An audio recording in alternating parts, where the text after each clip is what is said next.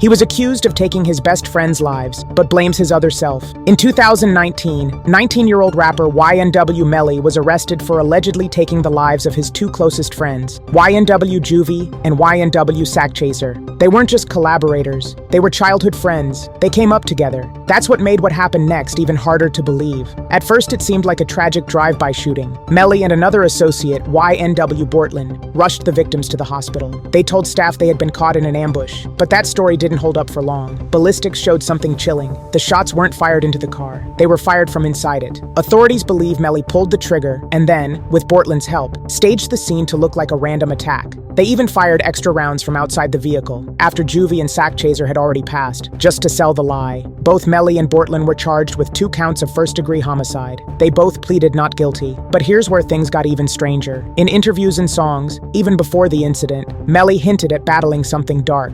He released a song called Murder on My Mind and frequently referenced a second persona, Melvin. At trial, Melly's defense team introduced a controversial claim, dissociative identity disorder, more commonly known as multiple personality disorder. They argued that the act wasn't committed by Melly, but by Melvin, his so-called alternate self, a persona he often described in his lyric. Prosecutors called it a distraction, an attempt to dodge accountability. They said the entire plan was cold, calculated, and deliberate. In July 2023, after a lengthy trial, the jury deadlocked. 9 jurors voted guilty, but not for murder. Instead, they believed he was guilty of manslaughter. It wasn't enough for a conviction.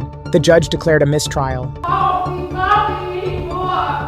Now, after over 2,000 days behind bars, Melly is still in custody, awaiting retrial. If convicted in the next trial, he could face life in prison without parole, or even the death penalty. But here's the real question. If someone dies, and the man accused says it wasn't him, but a different version of him, can the law tell the difference? Was it Melly or Melvin? Let us know what you think in the comments.